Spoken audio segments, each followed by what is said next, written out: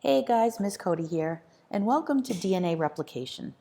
In the last video, we looked at how the structure of DNA was determined.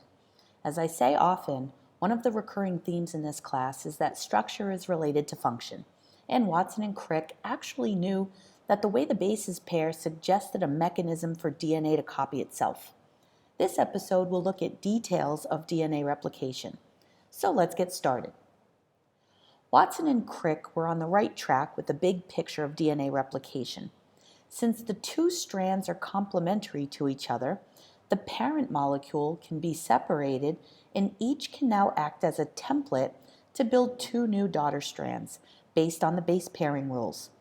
This model that Watson and Crick put forth, where each new strand of DNA will contain one original strand and one new strand, is called the semi-conservative model of replication. But of course, there were other competing models of replication. The three possible models were the conservative model, where the two original parent strands rejoin, so one new piece of DNA would be all original DNA, and the other molecule would be all new DNA. The semi-conservative model, what Watson and Crick proposed, where the new molecules of DNA would be half original and half new. And the dispersive model, where the new molecules would be a mix of old and new on both of the strands. Now, one of the reasons it took a while to figure out which was the correct mechanism of replication was because no one could design an experiment to test these hypotheses, until Meselson and Stahl devised a great experiment that ultimately supported the semi-conservative model. What they did was to use isotopes of nitrogen to track where the bases went during replication. The original strand was labeled with what they called the heavy isotope, while the new nucleotides that would get added were labeled with a light isotope. This allowed them to see where the nitrogen ended up. After the first replication, they saw a band that was in between where the light and heavy bands should have been, meaning the new strands of DNA were a mixture of the two isotopes, a hybrid band. That immediately ruled out conservative replication because that type of replication would produce two distinct bands. And after the second round of replication, they found two bands, one for the light isotope and one hybrid band. This ruled out the dispersive model and supports the semi-conservative model. So now that we have the basic plan on how replication occurs, let's look at how it actually happens. Here we have an overview of replication in both a prokaryotic and eukaryotic chromosome, because you have to understand what happens in both, even though we focus more on eukaryotic mechanisms. The start of replication happens at places called origins of replication. In prokaryotes, because the chromosome is circular, there is one origin of replication, and the replication bubble will extend in both directions until the entire chromosome is copied. In eukaryotes, since our chromosomes are linear and we have more than one chromosome, multiple origins of replication will appear, making replication faster and more efficient. Let's look closer at what happens on one side of the replication bubble. At the end of the bubble is a replication fork, a Y-shaped region where the DNA strands are being separated to be copied. This doesn't happen without help, and there are some important players in this process. The enzyme responsible for separating the DNA is helicase. It moves down the DNA, breaking the hydrogen bonds between the base pairs, basically unzipping it into the two separate strands. To make sure the strands don't immediately get back together, single-strand binding proteins are placed on the strands to stabilize them and keep them separated. Because the DNA is in a helix, unzipping the strands will cause the DNA ahead of the replication fork to over-twist. In order to compensate for that, another enzyme called topoisomerase will correct the overwinding by breaking the strands, letting them spin around to untwist and rejoining them again. The main enzyme involved in DNA replication is called DNA polymerase, which is not shown here in case you were looking for it. We'll see it in a bit.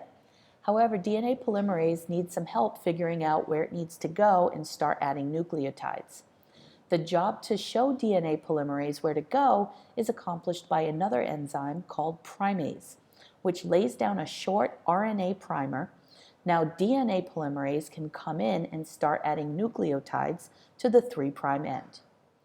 Now that we have the basics down, let's start looking at how those new nucleotides are added.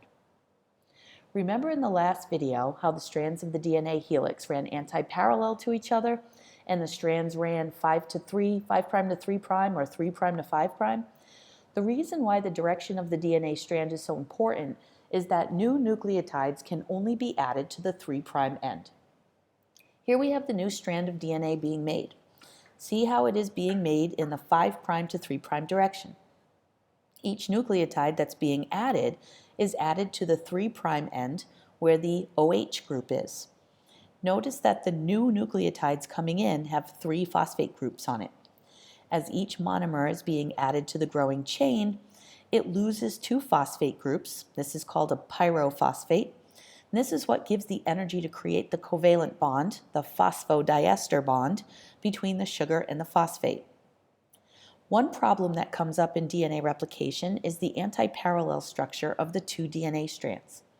Because elongation only happens in the 5' to 3' direction, one strand at the replication fork will elongate continuously, like the top strand shown in this diagram. This strand is called the leading strand. DNA polymerase can find the primer and just travel down the leading strand, adding nucleotides one at a time at the 3' end. The problem comes with the strand at the bottom of the fork, which is not really shown in this picture. So let's get a picture of what's happening in the bottom strand. So here's the bottom strand. Picture the rest of the DNA over to the left. In order to elongate a strand of new DNA in the 5' to 3' direction, the new strand needs to be away from the replication fork and towards the origin. This will result in the new strand being made in fragments. These are called Okazaki fragments. Primase will lay down an RNA primer, just like on the leading strand, and DNA polymerase will come in and add nucleotides until it reaches the previous primer. When it is finished with that first fragment of new DNA, DNA polymerase will go to the next primer put down and create another fragment. As all this is happening, another DNA polymerase needs to replace the RNA primer with DNA nucleotides. And finally, ligase will come in to seal all of the fragments together.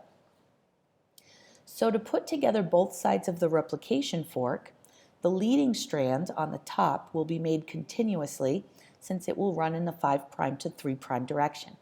But the bottom strand has to be made in pieces, the Okazaki fragments, in order to be made in the 5' to 3' direction, which goes away from the replication fork.